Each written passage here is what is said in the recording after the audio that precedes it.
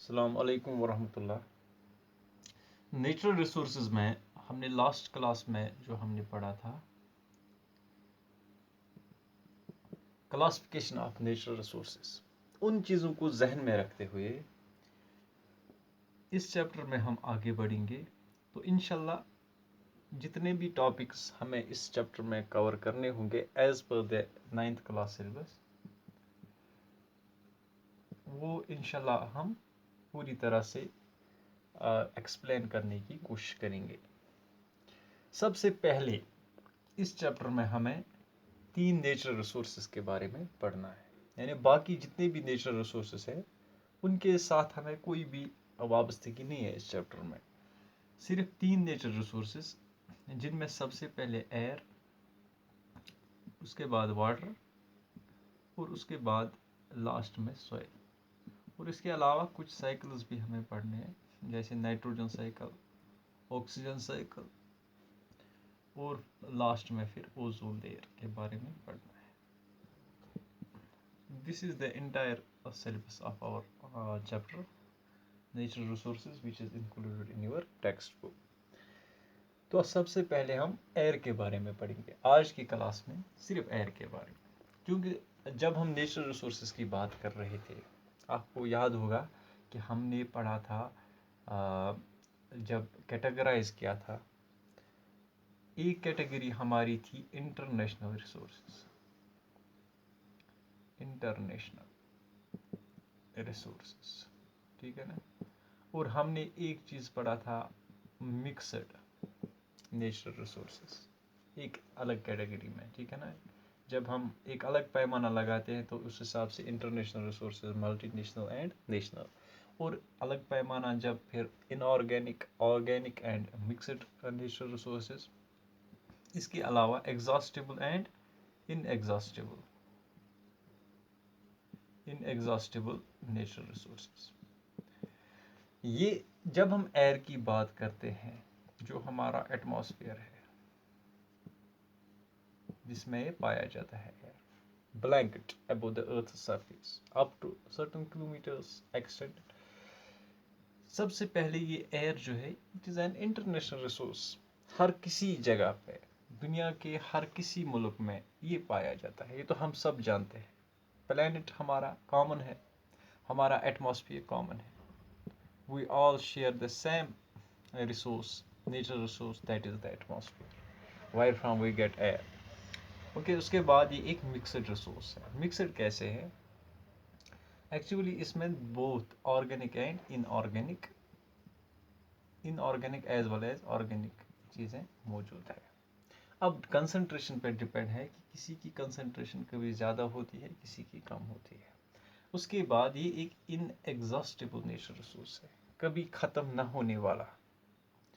Air कभी ख़त्म नहीं होता, ना आज तक हुआ है, ना हो सकता है। अब क्यों नहीं हो सकता है? असल मकसद हमारा इस चैप्टर में वही है कि ये कैसे ख़त्म नहीं हो सकता है, बल्कि किसी हद तक ये, जैसे हमने वो पूरी तरह से समझ लिया था पिछले लेक्चर में कि कैसे कोई चीज़ अगर ख़त्म ना हो लेकिन पोल्यूट हो सकता है, it can get polluted, however it can not get exhausted. ये कभी एग्जॉस्ट नहीं हो सकता है, ख़त्म नहीं हो सकता है, लेकिन पोल्यूट ज़रूर हो सकता है। अब सबसे पहले हम करेंगे इस एयर की बात कि हमें किस तरह से ये नेचुरल रिसोर्स है ना, हमारे लिए किस तरह से फ़ायदेमंद है। सिर्फ हमारे लिए नहीं, पूरा जो अर्थ प्लैनेट है, इसमें जो तमाम प्रोसेसेस होती है, लाइफ प्रोसेसेस जितनी भी होती है, all the life processes, they are wholly and solely dependent on atmosphere air, ठीक है ना, wholly and solely dependent on air. अब कैसे है? जब हम एयर की बात करते हैं, एयर हमने जब लोअर क्लास में पढ़ा था कि इट इज़ ए मिक्सचर, और केमिस्ट्री के एक चैप्टर में भी जब हमने वहाँ पे मिक्सचर के बारे में पढ़ा था तो वहाँ पे एयर की बात आई थी, आपको याद होगा। अब मिक्सचर किन किन चीज़ों का है? एक तो इसमें बहुत सारे गैसेस हैं, बहुत सारे टाइप्स के गैस हैं, जैसे नाइट्रोजन है, ऑक्सीजन है, कार्बन डाइऑक्साइड है, नियॉन है, वगैरह वगैरह। इसके अलावा इसमें हमने जो पढ़ भी लिया था डस्ट पार्टिकल्स वगैरह, वहाँ पे उस चैप्टर में डस्ट पार्टिकल्स वगैरह सस्पेंडेड रहते हैं, कुछ स्मोक वगैरह। इसके अलावा वाटर वेपर्स। तो these are the composition of this is the composition of air, these are the components of air. किन चीज़ों से एयर बनता है। अब डिपेंड करता है ज़रूरत पे, मीन्स जैसी नीड होगी वैसी चीज़ इस एयर से हमें सप्लाई मिलेगी। जैसे हमने पहले ही पढ़ा था कि रिसोर्स का मतलब होता है which gives us a supply which is beneficial to us actually, which we need, जिसकी हमें ज़रूरत होगी। मिसाल के तौर पे अगर हम लेंगे एयर, क्योंकि एक मिक्सचर है, लेकिन इंसान के जिस्म को चाहिए होता है जब ब्रीदिंग हम करते हैं, व्हेन वी इनहेल एयर, तो अंदर बॉडी में सिर्फ हमें ऑक्सीजन चाहिए होता है। तो वो प्रोसेस भी आपने जब ब्लड सर्कुलेशन हमने पढ़ा था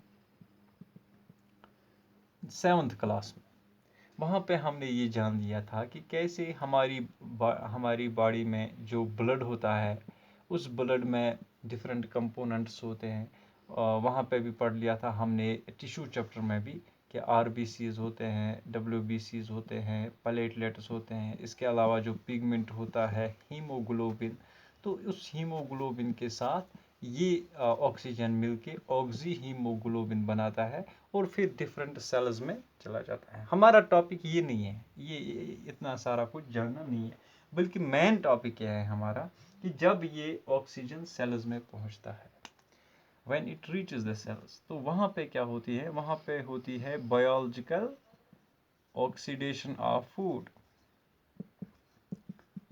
व्हाट डज दैट मीन कि द फूड गेट्स ऑक्सीडाइज्ड, यानी जो हमारे पास ग़िज़ा होता है C6H12O6 की फॉर्म में, it gets oxidised, 6 times oxygen इसके साथ मिल जाता है।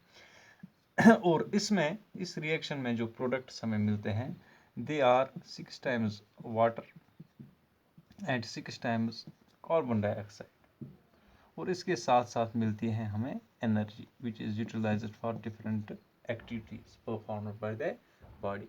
तो इस तरह से अगर हम करें किसकी बात, यहाँ पे सप्लाई की बात, तो सप्लाई जब हमें एयर मिलता है किससे, एटमॉस्फेयर से, तो एयर का जो एक कंपोनेंट है ऑक्सीजन, वो हमारी बॉडी में यूटिलाइज होता है। सिर्फ हमारी बॉडी में नहीं, बल्कि जितने भी दुनिया में एनिमल्स है, जितने भी एनिमल्स हैं एक्सेप्ट फ्यू, वो भी आप इंशाल्लाह अगले क्लास में पढ़ेंगे कि कौन कौन सी एक्सेप्शंस है। उन सब में जिसको हम कहते हैं एरोबिक रेस्पिरेशन, यानी वो रेस्पिरेशन जिसमें ऑक्सीजन यूटिलाइज होता है to give energy and there is break down of food. तो फूड ब्रेक डाउन होता है, इसके साथ हमें एनर्जी भी मिलती है। इसी तरह से बाकी गैसेस भी अपना अपना काम करते रहते हैं, जैसे उनकी ज़रूरत है वैसे वो काम करते हैं। अगर हम अब दूसरे एक अहम गैस की बात करें, कार्बन डाइऑक्साइड CO2, ठीक है। ये हमेशा जहन में रखना चाहिए कि अगर कोई चीज़ कहीं पे कारआमद नहीं है, यानी यूज़फुल नहीं है, वो यूज़फुल ना होने के साथ साथ अब ये हमें किसी काम मतलब का भी नहीं है, यानी नुकसान भी पहुंचा सकता है, हार्मफुल पे, तो उसको हम वहाँ पे कहते हैं वेस्ट। क्या कहते हैं, वेस्ट कहते हैं। जैसे हम गुज़ा खाते हैं तो बहुत एसेंशियल है, लेकिन जो बचा कुचा गुज़ा हमारे पास बचता है जो हम फिर बाद में फेंकते हैं, तो उसी फूड को हम बाद में वेस्ट कहते हैं। Means the same continents are later on called as waste. क्यों? क्योंकि जब तक ये ज़रूरत था तब तक ये एसेंशियल था, हमारा एक एसेंशियल कमोडिटी थी हमारे लिए, लेकिन जब ज़रूरत नहीं है, अब फेंकने का टाइम आ गया, तब वेस्ट बन जाता है। इसी तरह से गैसेस में अगर कोई चीज़, जैसे हमारी बॉडी में हम बात करें कार्बन डाइऑक्साइड, जब हम एक्सहेल करते हैं कार्बन डाइऑक्साइड, तो जब हमारी सेल्स में एक कार्बन डाइऑक्साइड बन जाता है तो इसकी ज़रूरत हमारी बॉडी में नहीं होती है, तो हम कहते हैं कि it is sort of waste in our body. तो अगर हम इसीलिए जो है ना एक्सक्रीशन में ये आता है कि when we exhale carbon dioxide. और कार्बन डाइऑक्साइड की बहुत ज़्यादा इम्पोर्टेंस है when we talk of the plant kingdom. जब हम प्लांट किंगडम की बात करते हैं तो वहाँ इसकी बहुत ही ज़्यादा ज़रूरत होती है, वहाँ इसकी बहुत ही ज़्यादा इसकी इम्पोर्टेंस है। ठीक है ना, तो वो इम्पोर्टेंस भी इंशाल्लाह हम पढ़ेंगे।